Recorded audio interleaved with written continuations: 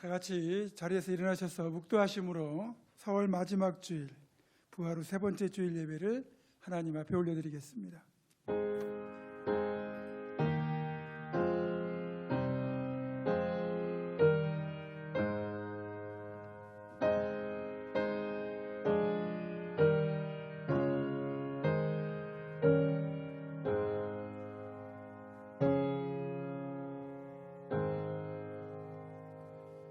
오직 여호와는 그 성전에 계시니 온 땅은 그 앞에서 잠잠할지니라. 하나님은 영이시니 예배하는 자는 영과 진리로 예배할지니라. 아멘.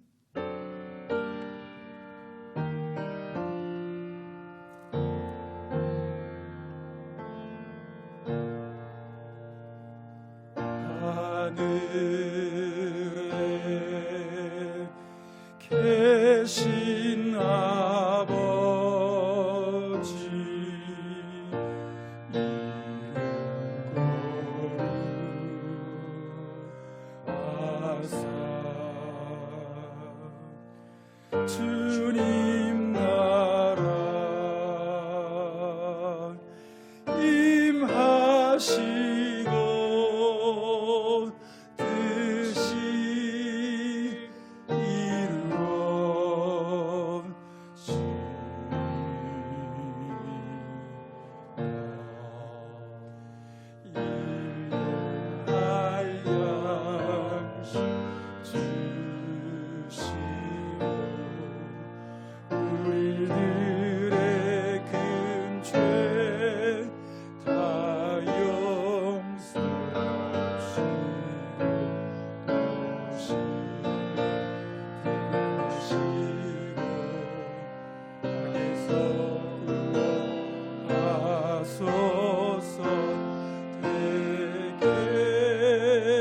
주의 나라 주의 권세 주의 영광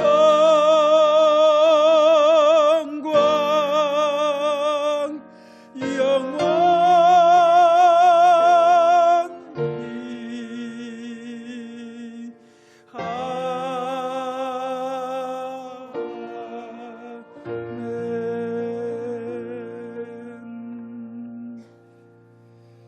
말씀으로 우주 만물을 창조하시고 지혜와 권능으로 이 세상을 통치하시는 하나님, 우리의 마음과 뜻과 정성을 모아 찬양과 경배를 올려드립니다. 만왕의 왕이신 주님, 이곳에 오셔서 우리가 드린 예배를 흠양하시고 홀로 영광받아 주시옵소서. 오늘 2달 만에 예배당에서 이렇게 예배를 드릴 수 있으니 얼마나 감사한지요. 감사함으로 드리는 우리의 예배를 주님 받아주시고 모든 성도들에게 진리의 말씀을 들려주시며 상하고 찢긴 마음에 하늘의 평안과 위로를 더하여 주옵소서. 그리하여 예배하는 저희 모두가 성전뜰에 심긴 나무처럼 풍성한 열매를 맺게 하여 주옵소서. 온라인으로 예배 참여하는 심령들에게도 동일한 은혜를 내려주실 간절히 원하옵고 우리 주 예수 그리스도의 이름으로 기원하옵나이다. 아멘.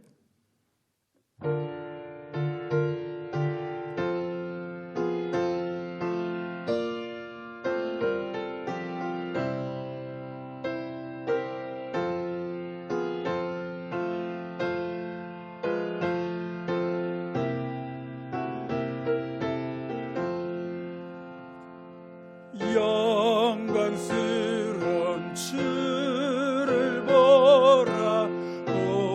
고난받은 그 모습 승리하고 오실 때에 만민 경배하리라. 왕의 왕이 되신 주께 멸류관을 드리세. 왕의 왕이 되신 주께 멸류관을 드리세. 보좌 위에 계신 주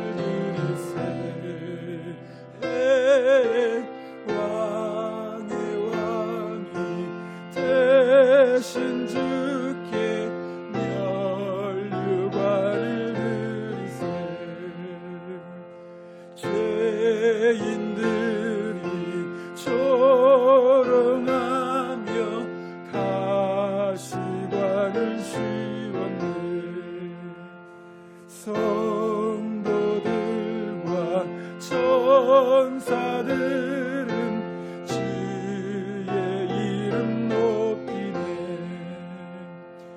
왕의 왕이 되신 주께 면류관을 드리세. 왕의 왕이 되신 주께 면류관을 드리세. 만민들의 찬송 소리 하늘 높이 퍼진다.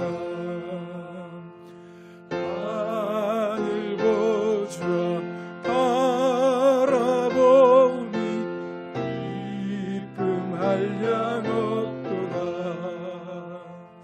왕의 왕이 되신 주께 면류관을 드리세.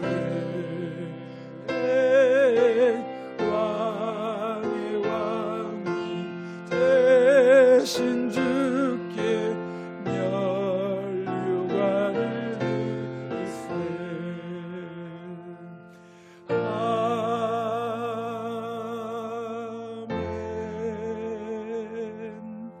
아멘. 이 시간에는 지난 한 주간을 살면서 지었던 하나님과 나 자신만이 하는 은밀한 죄를 정직하게 고백하며 조용히 참회의 기도를 드립니다. 하나님, 고맙습니다.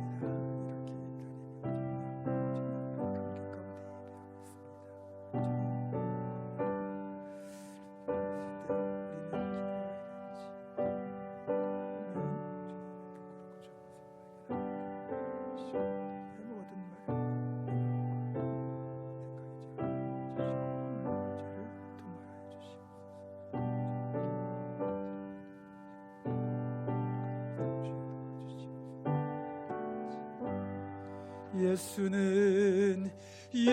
예수는 우리를 깨끗게 하시는 주시니 그의 피 우리를 눈보다 더 이게 하셨네. 주께서 우리를 불쌍히 여기셔서 우리의 죄악을 발로 밟으시고 우리의 모든 죄를 깊은 바다에 던지시리이다. 그러므로 이제 그리스도 예수 안에 있는 자에게는 결코 정죄함이 없느니라. 아멘. 다 같이 사도신경으로 우리의 신앙을 한 목소리로 고백합니다. 나는 전능하신 아버지 하나님 천지의 창조주를 믿습니다. 나는 그의 유일하신 아들 우리 주 예수 그리스도를 믿습니다. 그는 성령으로 잉태되어 동정녀 마리아에게서 나시고 본디오 빌라도에게 고난을 받아 십자가에 못 박혀 죽으시고 장사된 지 사흘 만에 죽은 자 가운데서 다시 살아나셨으며 하늘에 오르시어 전능하신 아버지 하나님 우편에 앉아 계시다가 거기로부터 살아있는 자와 죽은 자를 심판하러 오십니다. 나는 성령을 믿으며 거룩한 공교회와 성도의 교제와 죄를 용서받는 것과 몸의 부활과 영생을 믿습니다. 아멘. 자리에 앉으셔서 교동문 9번 시편 15편을 교독합니다.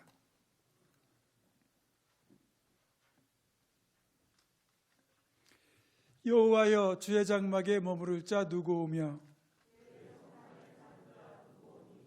정직하게 행하며 공의를 실천하며 그의 혀로 남을 허물하지 아니하고 그의 이웃에게 악을 행하지 아니하며 그의 눈은 망령된 자를 멸시하며 그의 마음에 서운한 것은 해로울지라도 변하지 아니하며 뇌물을 받고 무죄한 자를 해하지 아니하는 자이니. 아멘.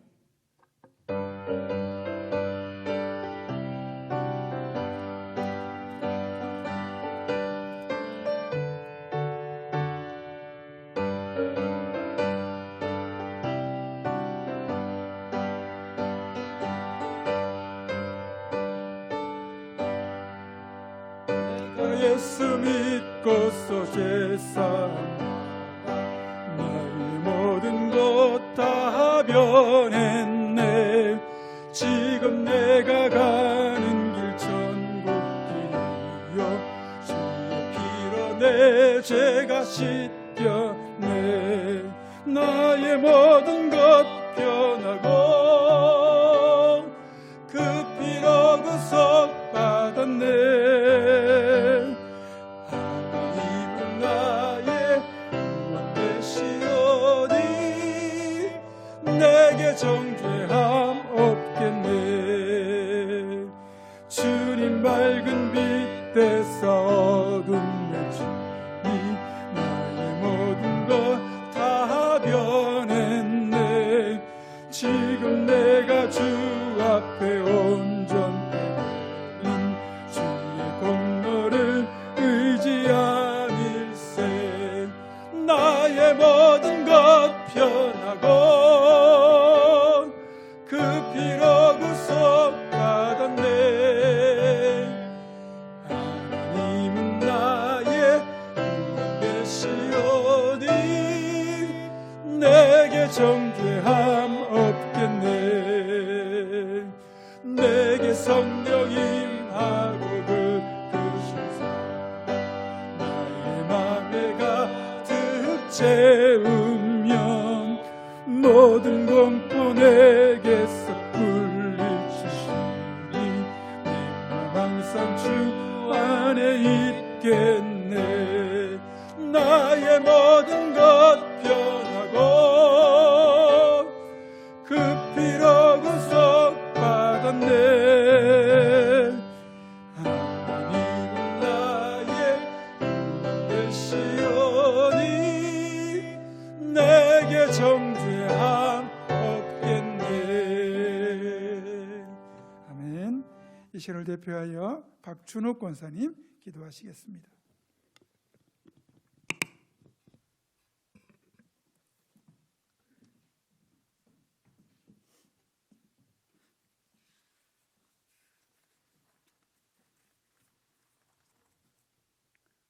온천하보다 한 생명을 있게 하시게 계시는 주님 감사합니다. 우리들의 작은 신음에도 응답해 주시는 아버지 하나님 감사합니다. 코로나19로 인해서 우리가 주님 전에 나와 예배 드리지 못한 날들이 2달이 되었습니다. 그동안 우리 모두는 너무도 힘든 시간을 보냈고 살아왔습니다. 예배 드리지 못한 우리들의 일상생활은 정말 헤아릴 수 없는 깊은 수렁 속에 살아왔습니다.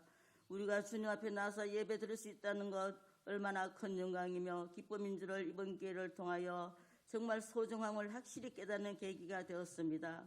그동안 우리의 생각대로 마음 가는 대로 이끌려 살아왔지만 이젠 주님께 꼭 붙잡혀 살아갈 수 있는 저들 되도록 인도하여 주시옵소서.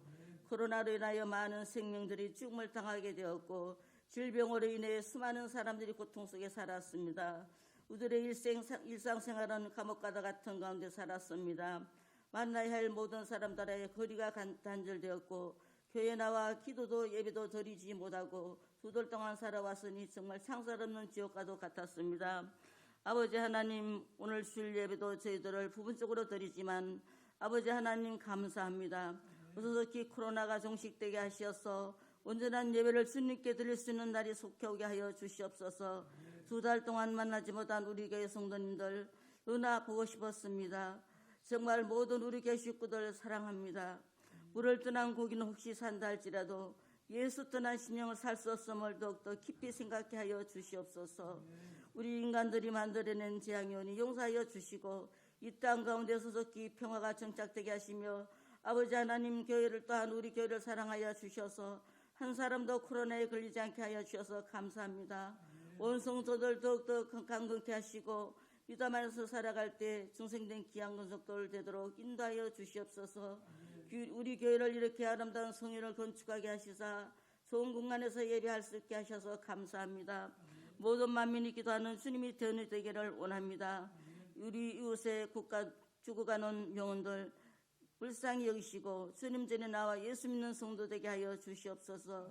우리 교회가 건축고 아직까지 상하지 못한 부치도 있습니다. 어떻게 상하게 하시사 헌당 예배 드릴 수 있는 날이 속히 오게 하여 주시옵소서. 오늘도 말씀 전하신 목사님 붙잡아 주시고 강건케 하시며 예배드리지 못한 동안 우리 목사님 얼마나 심적 고통이 많으셨겠어요. 이제 다 내려놓고 늘 기도의 능력자가 되시며 말씀 선포에 헌신의 마음을 쏟는 목사님 되게 하여 주시옵소서. 네 분의 전도사님들께도 함께 하시사 좋은 부교역자로서 목사님을 잘 보필할 수 있는 동력자가 되게 하여 주시옵소서. 전도사님들께도 주신 사명 잘 감당케 할 수 있는 사명자의 삶을 살아가기에 부족함 없게 하여 주시옵소서. 오늘 일부 예배 가운데 드리는 예배 주님 받아 주시옵고 아벨의 산제사가 될 수 있도록 주님 역사하여 주시옵소서. 오늘 드리는 이 예배가 더욱더 감격이 넘치는 예배 되게 하여 주시옵소서. 이 모든 말씀 우리를 사랑하여 주시며 십자가에서 돌아가신 예수 그리스도 이름으로 간절히 기도드리옵나이다. 아멘.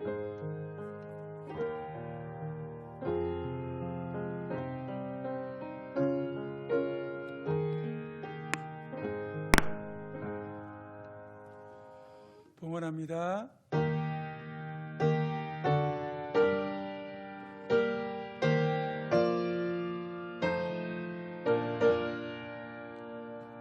주 앞에 설 때에 두려워 말아라. 가난한 우리를 도우시리.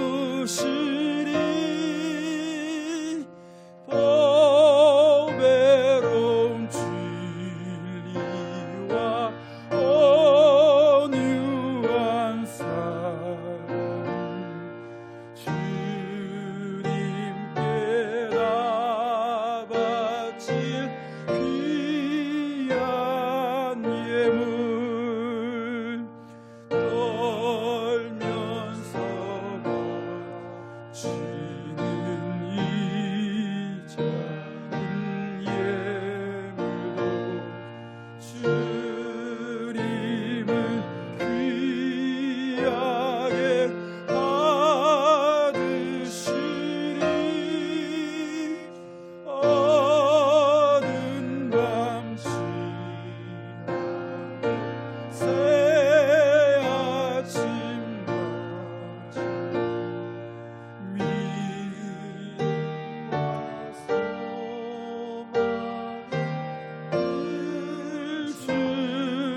주시리.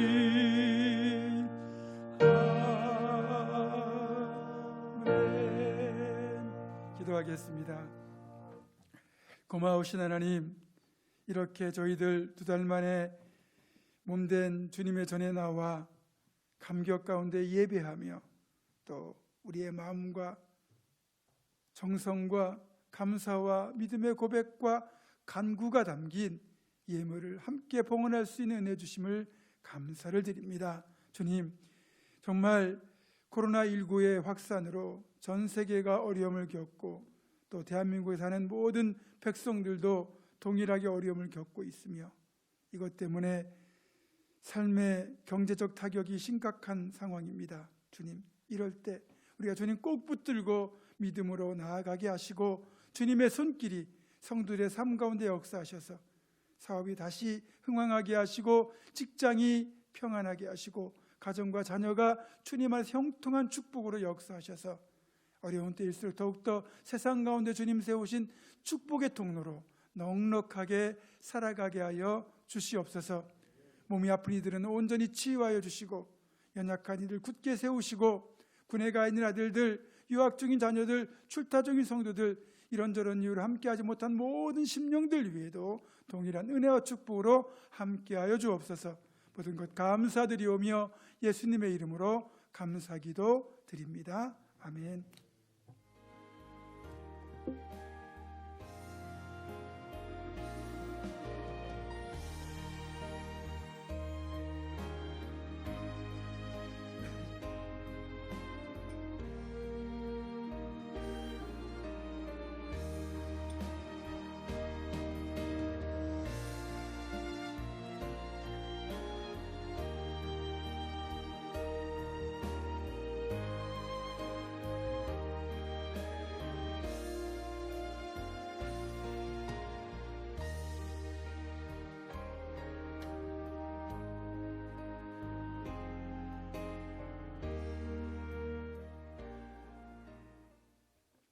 오늘 부활 후 세 번째 주일 예배를 통해서 우리들에게 주시는 하나님의 말씀은 로마서 12장 1절과 2절의 말씀입니다.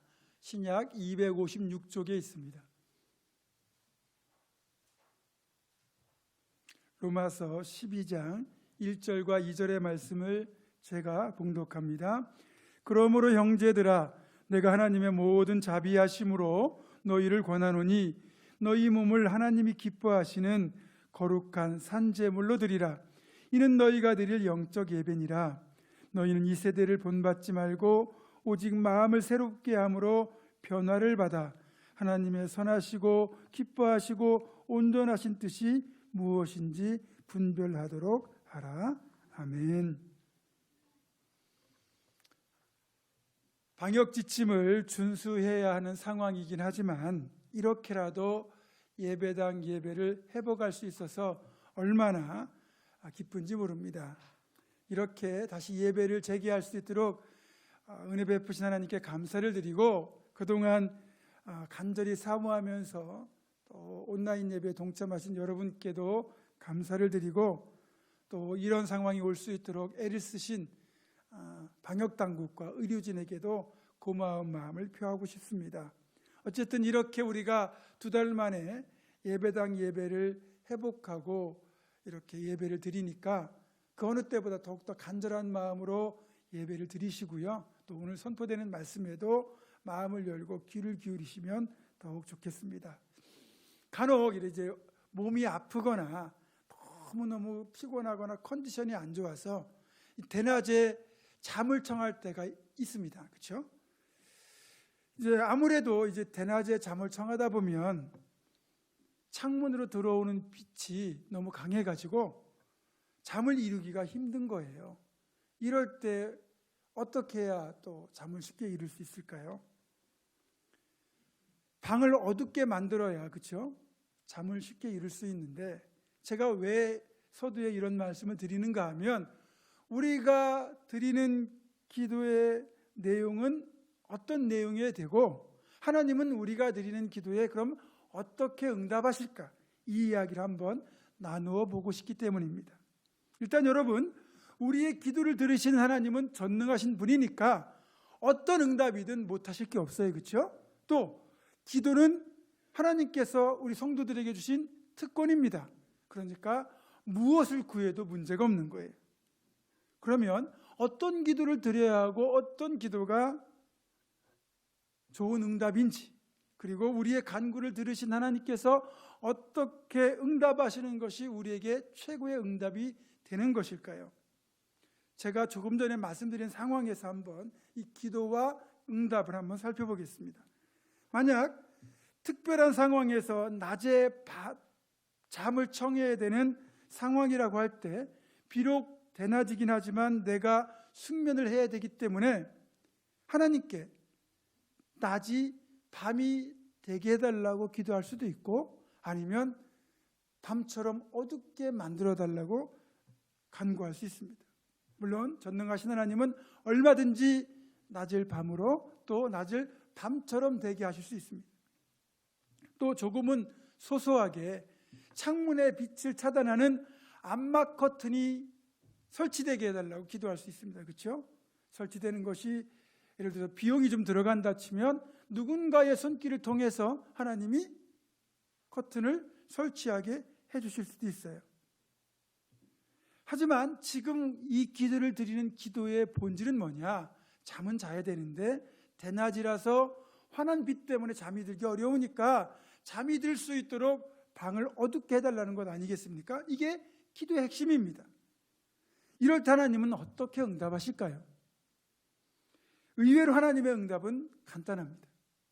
낮을 밤으로 만들거나 밤처럼 어둡게 만드는 대신 또 암막 커튼을 설치하는 대신에 우리에게 수면용 안대를 쓰면 된다고 응답하실 거라는 거죠. 실제로 저는 햇빛이든 불빛이든 수면에 방해가 될 때 안대를 눈에 씁니다. 그러면 다 해결돼요. 수면용 안대는 가성비로 놓고 보더라도 최고 아니겠습니까? 물론 전능하신 하나님께는 능치 못할 일이 없기 때문에 특별한 경우에는 낮을 밤으로 만드는 것과 같은 응답을 하실 때도 있습니다. 예를 들면 뭐 홍해가 갈라지거나, 그렇죠? 또 뭐 반석에서 샘물이 나거나, 아니면 40년 동안 메마른 광야에 만나가 내리게 하실 수도 있습니다. 또 여호수아의 기도에 응답하셔서 그렇게 하늘의 해와 달이 멈춘 적도 있습니다. 그러나 이런 경우는 정말 아주 특별한 응답이라고 보시면 됩니다. 또 가끔은 암막 커튼 같은 응답도 있습니다. 하나님은 히스기야의 기도에 응답하셔서 하룻밤 사이에 아스르 군대 18만 5천 명을 송장으로 만드셨습니다. 갑자기 히스기야의 군대가 강해진 것도 아닌데, 히스기야가 한 것이라고는 기도밖에 없는데 하나님은 이렇게 응답하신 거예요. 우리에게 필요하기만 하다면 하나님은 이런 방식으로도 응답하실 수 있습니다. 하지만 대부분의 응답은 환경과 상황을 바꾸는 대신에 그 환경과 상황을 대하는 우리의 태도를 바꾸시는 응답을 한다는 겁니다. 예를 들면 사도 바울의 경우, 바울 사도의 경우 몸에 심각한 질병이 하나 있었습니다. 그게 학자들의 사이에서는 뭐 안질이라고 하기도 하고 간질이라고 하기도 하는데, 어쨌든 이것 때문에 너무 힘드니까 바울 사도가 하나님께 이것이 내 몸에서 사라지게 해달라고 정말로 간절하게 3번씩이나 기도를 드렸습니다. 그런데 그런 간절한 바울 사도의 기도에 대하여 하나님은 내 은혜가 네게 족하다, 이는 내 능력이 약한 데서 온전하여짐이라, 이렇게 응답하셨거든요. 그 이후로 바울 사도는 자신의 병을 고통이 아닌 하나님의 은혜의 수단이라고 바라보게 됩니다. 병을 고쳐주신 것이 아닌데 병을 대하는 바울 사도의 태도가 바뀐 거죠. 그런 바울 사도를 통하여 하나님은 놀라운 위대한 선교의 역사를 행하셨습니다. 이렇게 보면 3가지 응대 병태가 있잖아요.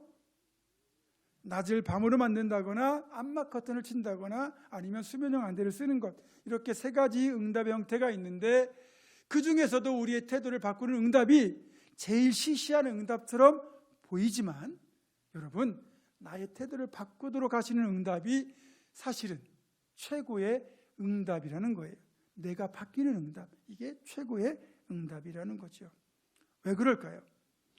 내가 바뀌는 것이 최고의 응답인 이유를 이제부터 말씀드리겠습니다. 일단 앞에 2가지 방식은 창조 질서를 거슬러야 되거나 다른 누군가에게 좋든 나쁘든 영향을 미치게 되어 있습니다. 부작용이 있을 수도 있다는 거예요. 만약 산을 옮겨달라고 기도를 했어요. 산이 옮겨졌어요.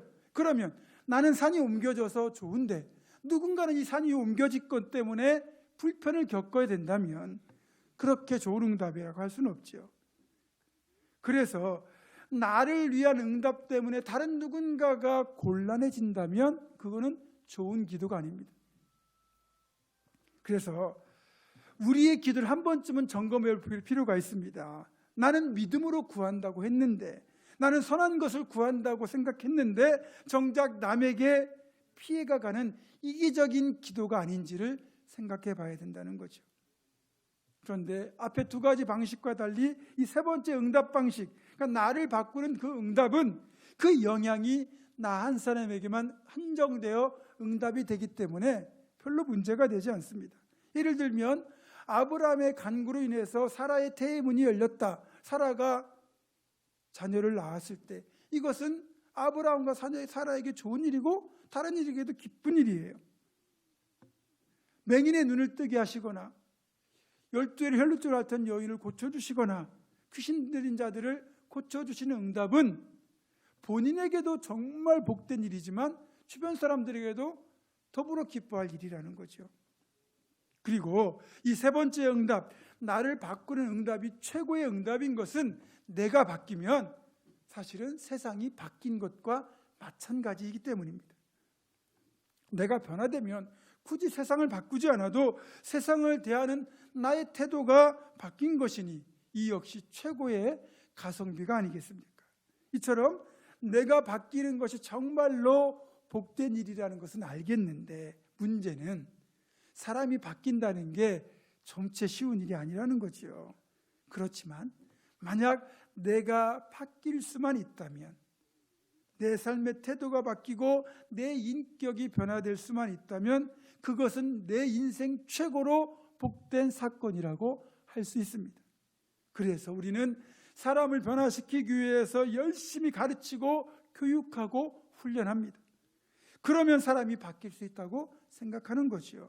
그러나 교육과 훈련은 사람을 조금은 바꿀 수 있을지 몰라도 근본적인 변화는 못 시킨다는 겁니다.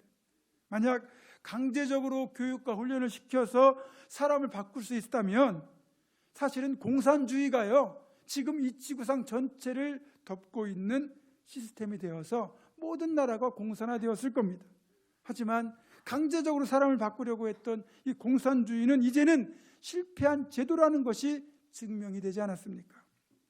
교육과 훈련은 사람의 겉모습을 바꾸는 일종의 성형수술 같은 거예요. 성형수술을 하면 외모는 더 보기 좋아집니다. 그러나 내면까지 바꾸지는 못하지요. 사람의 본성은 그대로 남아 있습니다. 겉을 바꾸는 것은 쉽지만 진짜 속을 바꾸려면요, 쟁기로 묵은 땅을 갈아엎는 것과도 같은 근본적인 변화가 필요합니다. 자, 그러면 어떻게 해야만 내가 변화될 수 있을까요?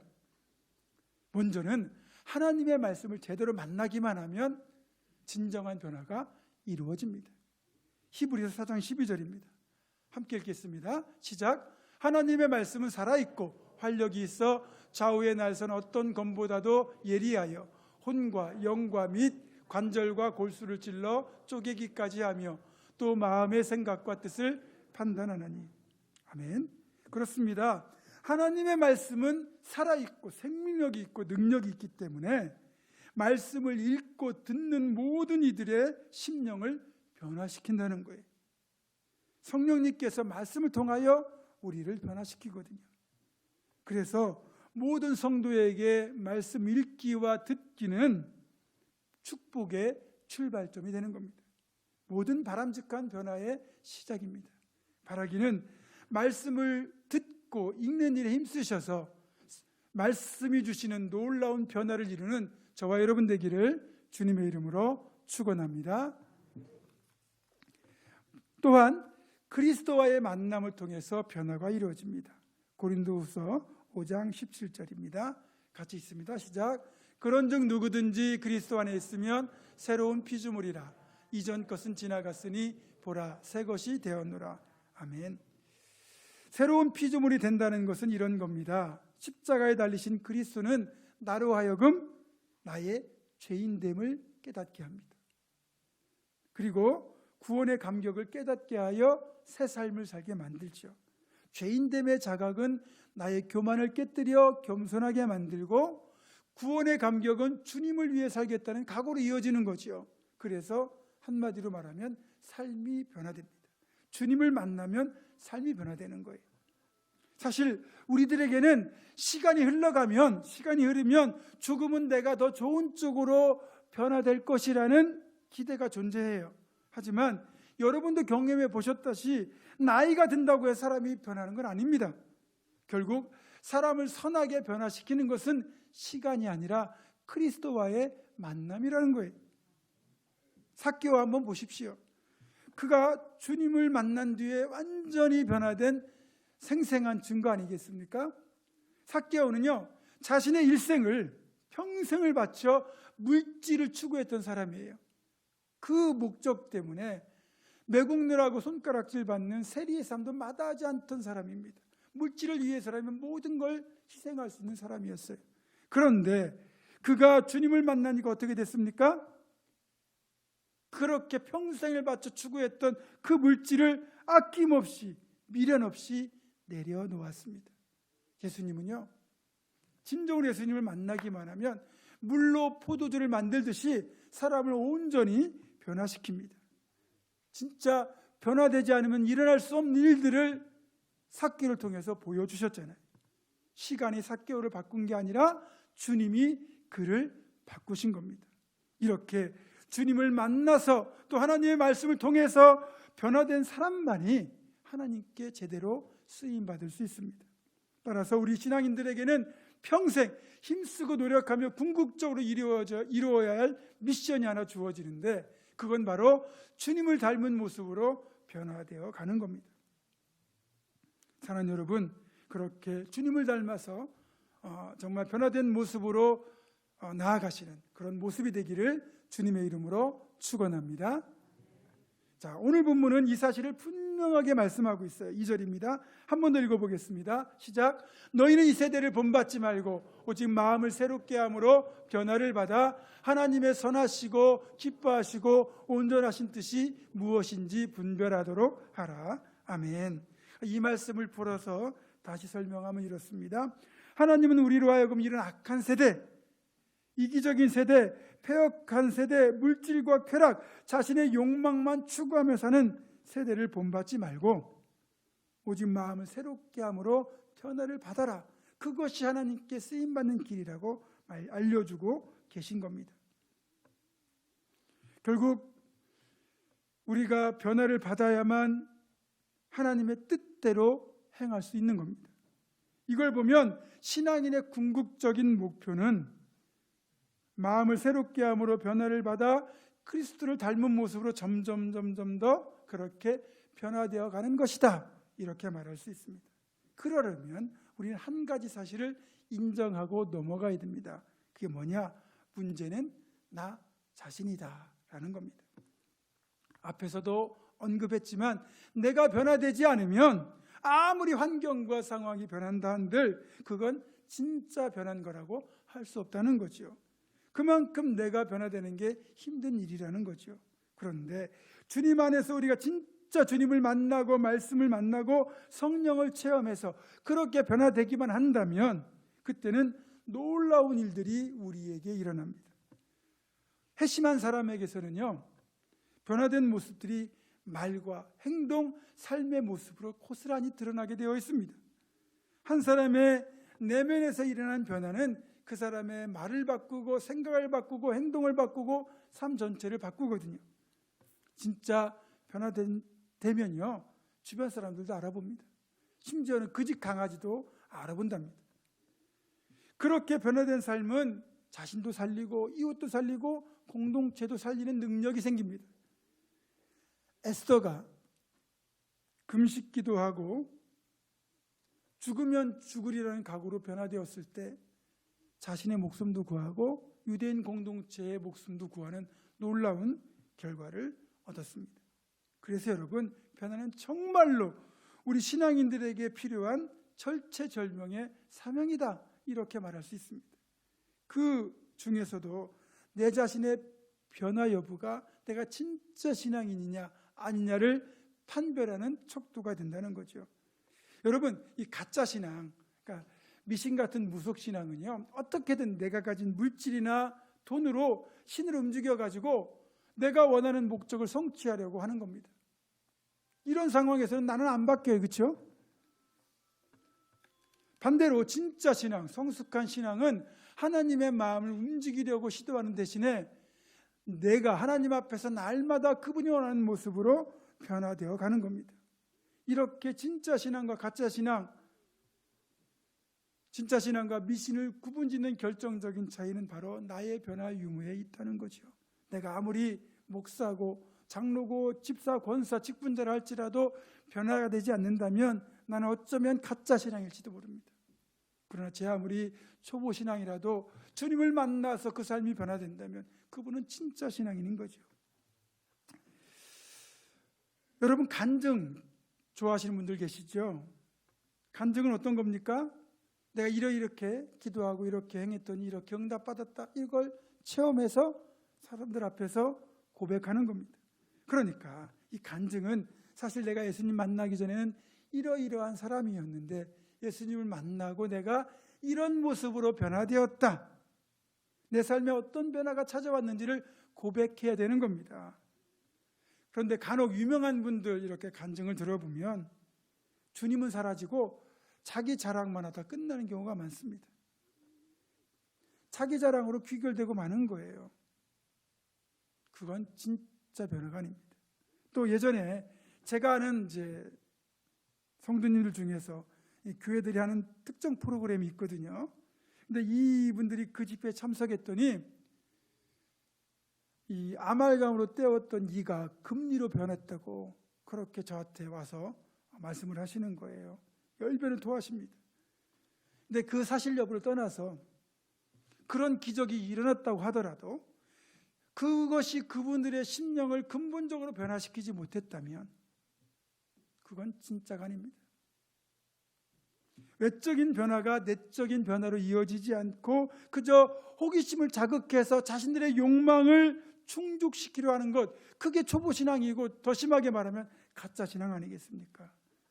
변화된 것처럼 말하지만 진짜 변화는 아닙니다.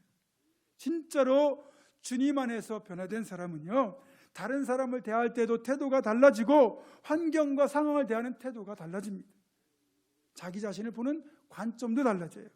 불평 대신 감사가 넘쳐나고 비난 대신 포용과 배려가 넘쳐나고요, 말이 아닌 행동으로 다른 이들을 섬기게 됩니다. 그것이 변화된 증거입니다. 예전에 어떤 여자 집사님이 저에게 이런 이야기를 했습니다. 목사님, 그 인간은 아직도 정신 못 차렸어요. 하나님께 한번 맞아야 돼요. 하나님께 한번 박살나야 정신 차릴 겁니다. 여기서 그 인간이 누굴까요? 자기 남편입니다. 여러분, 사실 그 말씀을 하신 여자 집사님이 먼저 깨질 때, 다시 말하면 자신이 먼저 변할 때 남편도 변하는 겁니다. 내가 변하지 않고 남이 변하고 환경과 상황이 변화되게 해달라고 하는 것, 그건 바람직한 게 아니죠. 내가 바뀌는 것, 내가 먼저 변화되는 것이 최상의 응답 아니겠습니까? 그래서 이제 이왕이면 남편이 변화되게 해달라고 기도하는 것 대신에 내 자신이 먼저 변하게 해달라고 기도해야 됩니다.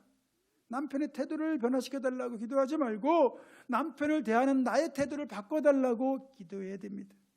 내가 바뀌고 내 태도가 바뀌면 남편은 의외로 단순한 존재인지라 쉽게 바뀝니다. 사랑하는 성도 여러분, 오늘 말씀을 통하여 우리가 명심해야 되는 것은 바로 이것입니다. 내가 변하는 것이 최고의 응답이라는 것, 그리고 내가 달라지지 않으면 절대로 세상은 달라지지 않는다는 사실입니다. 평생을 수도원에서 보낸 수도사가 임종전에 이런 고백을 했다고 해요. 20대에 나는 세상을 바꾸어 보려고 열심히 기도하며 노력했습니다. 열심히 뛰어다녔습니다. 그런데 40대가 넘어 돌아다 보니 세상을 바꾸기는커녕 나와 가까운 이웃조차도 변화시키지 못했다는 것을 알았습니다. 그때부터 내 기도는 달라졌습니다. 나는 내 이웃들을 변화시키게 해달라고 기도했습니다. 그런데 나이가 70줄에 들어 뒤돌아보니 이웃들마저 제대로 변화시키지 못했다는 것을 알았습니다. 그래서 나는 주님께 나 자신만이라도 변화시켜달라고 기도하기 시작했습니다. 그렇게 기도하던 어느 날 이웃을 변화시키고 나아가 세상을 변화시킬 수 있는 힘은 먼저 내 마음을 바꾸어야 한다는 사실을 깨달았습니다. 이 진리를 좀 더 일찍 깨달았다면 주님의 일을 더욱 많이 할 수 있었을 텐데. 그런데 어쩌면 이 고백조차도 여전히 초보적인 수준에 머물러 있는 간구일지도 모르겠습니다. 내가 변화되면 세상이 변화된 것 아니겠습니까? 세상은 그대로라도 그걸 바라보는 내가 바뀌었으니 당연히 세상이 달라진 거죠. 그런데 내 힘으로 세상을 바꾸겠다는 생각 자체가 여전히 초보적인 신앙이라고 할 수 있습니다. 말씀을 정리합니다. 오늘 우리는 무려 2달 만에 예배당에서 감격의 예배를 드리고 있습니다. 이렇게 예배당에서 우리가 마음과 뜻과 정성 다하여 영과 진리로 예배를 드리는 것이 하나님을 기쁘시게 하는 예배이지만, 오늘 본문 말씀에 따르면 결국은 내가 변화되는 것이 하나님께 드릴 수 있는 최고의 예배가 된다는 것입니다. 다시 말하면 우리의 변화된 모습, 거룩한 삶의 모습이 하나님을 기쁘시게 하는 예배라는 겁니다. 여러분, 하나님께서는 나를 바꾸셔서 세상을 바꾸십니다. 나를 바꾸셔서 역사를 이루십니다. 그래서 내가 바뀌는 것보다 복된 응답은 없습니다. 여러분 반드시 기억하십시오. 내가 바뀌는 것이 최고의 응답이다. 한번 같이 해보실까요? 내가 바뀌는 것이 최고의 응답이다. 기도하겠습니다. 거룩하신 아버지 하나님, 나를 바꾸시는 하나님의 손길을 기대합니다. 말씀을 만나고 주님을 만나서 우리가 하나님이 원하시는 거룩한 모습으로 변화되어 하나님께 쓰임받는 성도와 교회가 되게 하여 주옵소서. 주 예수 그리스도의 이름으로 기도드립니다. 아멘. 다 같이 일어나셔서 서로를 축복하며 물된 동산 찬양하겠습니다.